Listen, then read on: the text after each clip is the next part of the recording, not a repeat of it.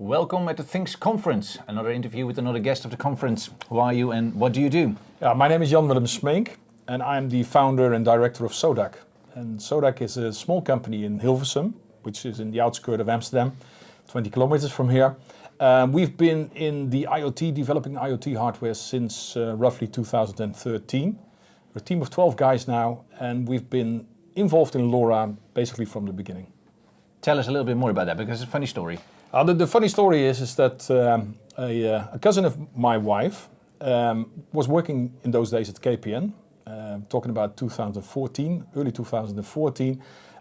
He was at my wife's birthday and he said, "Whoa, at KPN we've discovered this new technology, it's called LoRa, you should try it out." I said, "Good, where can I buy it?" So he gave me the directions to a company called IMST. I think they're around here at the conference as well. Straight away ordered the first LoRa kit. We got two devices, point-to-point connection, and we had a massive connectivity that in those days nobody could believe. You could have, with a line of sight, you could do 10, 15, 20 kilometers sending your data. So totally excited in a day that typically people would be using Wi-Fi over a distance of 30 or 40 meters, and we were doing many kilometers. So for me, that created a whole new world of devices that I thought we could make. And then from that moment on, we've been building IoT devices based on LoRa ever since, and we've been actually quite successful with it. Tell me a little bit more. What kind of devices do you make? Well, what we make is typically, besides the projects that we're doing, we're a company that gets hired to do a lot of end-to-end turnkey IoT projects. We make development boards. The first development board that we made was the SODAQ One, the first LoRa board. The SODAQ One is a tiny little GPS tracker. You can make your LoRa-based GPS tracker that fits into a matchbox. We launched that on Kickstarter successfully. So there was a campaign whereby we made hundreds of these boards and shipped them all over the world. It's still a running project. Actually, the day before yesterday, we launched version 3 of this board. It's still a raving success. Tiny little, like I said, fits in a matchbox and it can get you a GPS position sent over the LoRa network, for instance, every minute, and still your battery would last for longer than a month. Or you could even run it on a tiny little solar panel. We make devices that have a solar panel the size of a postage stamp, and that runs the board. So that was our first development in LoRa. Then we got approached by Microchip, the LoRa giant, and they said, "Well, that's a nifty little board, but we would like to have something that we can use for all the workshops and classes and today the LoRa WAN Academy." We call it the Explorer board. So we have different Explorer boards in the different technologies. So the LoRa Explorer board of Microchip was an idea of one of the brilliant Microchip staff members. They gave it to us and they said, "Can you make this board for us?" Now, that's what we did. I'm wearing it around my neck. One of the ideas is that this board can be worn as a lanyard. This, for instance, for big conferences could be used as a presence detector. Which room are you in? So it can use the onboard LoRa chip to send this message out so that we know from a large fair like here in the RAI or CeBIT in Germany or whatever, if everybody wears this, you know where all your conference participants are. But that's just one purpose of this board. You can wear it as a lanyard, you put it in a box, you can use it for software development. It's Arduino compatible, so really, really easy to use. Even people in primary schools use it these days. Tomorrow there's going to be a group of students here demonstrating what they are doing with this. It's 12, 13, 14-year-olds. It has a LoRa, it has a microcontroller, it's battery powered, so this tiny little coin cell powers the whole thing. And it has Bluetooth on board as well as a few other features. So a self-contained LoRa development board, which can be used to build anything you can imagine with LoRa. Well, very interesting, of course. So you mentioned already that you do projects for yourselves and for others. So what kind of applications do you see that are using your technology or your boards? It's very diverse. We started with the Kickstarter campaign. We said we can make a wildlife tracker. We can put it on the horn of a rhino and track a rhino. Well, that triggered a lot of interest, so people started using our tracker application, like I said, the matchbox size device, to track bicycles, to track assets, but also physically to track animals. We've done some major pilots tracking wildlife, but also cattle, cows. We did a cattle pilot in Namibia, Kenya, Australia, Uruguay, Brazil, so we've been using this all over the world. So that's one side of the thing. So the combination LoRa and GPS works really well for positioning your devices. On the other hand, we're doing a project whereby we are monitoring in Holland whether the bridges are open or not. So a bridge, typically when a bridge opens, the first thing that happens is the boom closes. So we put a little motion sensor on the boom and send a message out, well, this bridge is about to open because the boom has closed. That information is all gathered, is sent to all the navigation companies, Google Maps, you name it, so that they can reroute the traffic when a bridge is about to open. So a very simple device. It's self-contained, runs on a tiny little battery for years and years and years because LoRa is so energy efficient, and was actually really easy to develop with the standard tools that we already had. Oh, that's really great. It's a very nice example of an application, a real live application of the technology. You also do end-to-end solutions.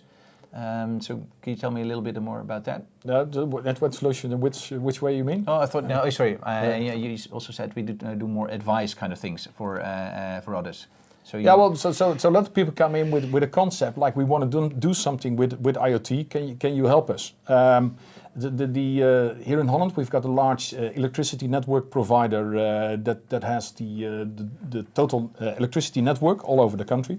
They come to us and they say, we want an IoT solution that gives all the alerts that our machinery gives and channels this over the network so we can take action before something really happens. The typical question that we often get is, we've got somewhere an installation that has a little red light that starts flashing. Well, if you have a little red light that is flashing somewhere in a building, somebody needs to notice it and tell it to you to take action. So one of our clients asked us to make a little light sensor. You stick it on the light. If the light starts flashing, you send a LoRa message. It sounds like a very simple idea, but it's actually it's actually a very simple solution for a huge problem. Is that communication is often lacking, and if you put this into your communication chain, you can take action directly when it's needed. All right. So you're very explorative, and you're always looking for new things. So you must be looking for new things within the LoRa industry, the LoRaWAN industry. So what are the things you're currently looking at, or what have you recently discovered? Well, we are particularly, like I said, particularly active in every form of tracking. So the asset tracking, but also the tracking of cattle, of wild animals. First of all, we want to know where an animal is to make sure that the animal doesn't wander off the area where they're supposed to be. Whether the animal gets stolen is a good thing to monitor. The next step is that we actually use the motion of the animal to determine whether the animal may be ill, or if there's anything else that we need to do. So you start with a simple question. We want to know where the animal is. The next step is we want to know if the animal is healthy. We know if the animal is sleeping. We know if the animal gets disturbed by external factors, etc. So the ecosystem is slowly evolving from relatively simple things that we can do with the network to something that involves, let's say, artificial intelligence, etc. To better manage whatever organization you have. Right. There's an interesting point you make about artificial intelligence, because there are a lot of people here that think that we should, there's a discussion about whether we should put more intelligence or less intelligence on the sensors. So what is your idea about that? It works a bit twofold. First of all, I told you, for instance, about a little motion sensor. You can put a motion sensor on a device. Typically an accelerometer could trigger motion in 3 axes at high frequencies, but what is typically used is a 50 hertz frequency. So your 50 hertz, you're monitoring in 3 axes of if a device or a person or an animal moves. Well, that generates roughly 500 megabytes of data per day, which is a lot of data that on a LoRa network you're never able to transfer. So how are we solving this issue? We're solving this issue twofold. First of all, you can say we can process the data locally on the device, and only when an abnormal situation occurs, send a message out.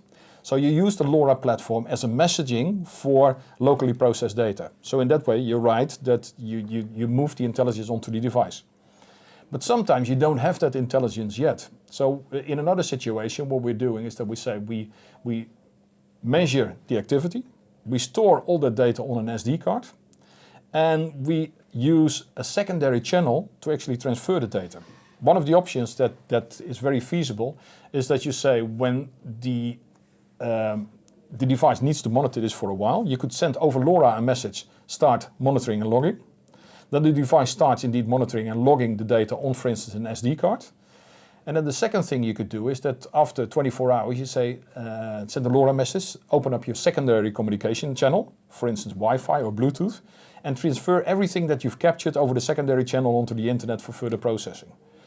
And then, yeah, if you could really go wild with your ideas, you can imagine that you have the device somewhere out there, you know that it has data, you open up the secondary communication channel, you fly a drone there and you let the drone suck out all the data of the device and carry it back to base into the cloud where you're going to process the data. So all these scenarios are possible. Well, obviously you are a positive person and always looking for opportunities, but if you look at the LoRa and LoRaWAN space, are there any challenges that need to be overcome for further growth and adoption? Yeah, well, that's where my talk was about yesterday, and that is of course the aspects of security. You see that security is all over the news, and especially laymen think that it's going to be a disaster. The whole Internet of Things is going to be a very insecure network, and hackers will break in, steal all this information, and we're back to square one. So we believe that we should constantly, as people that are in the industry, we should constantly work on improving these security aspects. We should build something that is 100% secure to convince the rest of the people out there, our clients, everybody that will be buying our solutions, that this is indeed a secure thing. And security can be improved up to a level that it is 100% trustworthy. On this board, Microchip asks us to embed a secure element.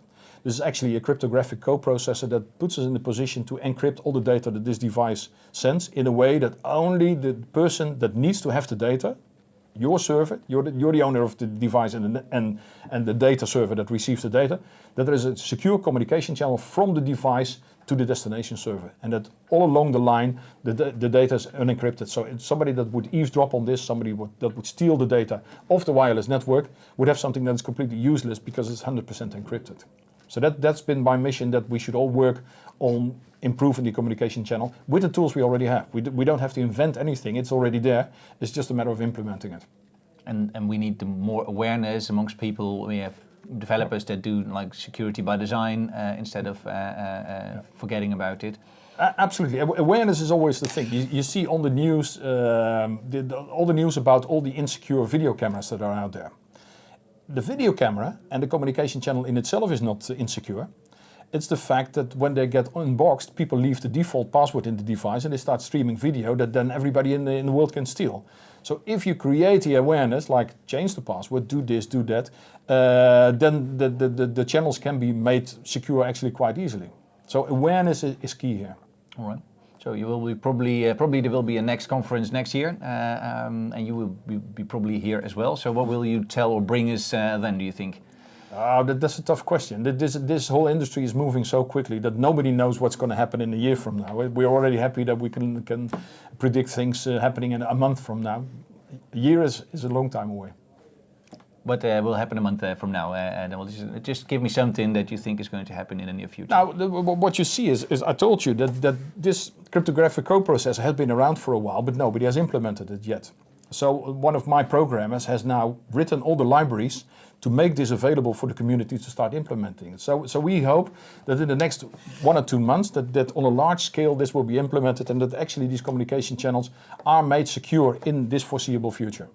Oh, that's perfect. So we're going to have a little bit more secure future and then at the next conference. Absolutely. All right. Perfect. Thank you very much. Good.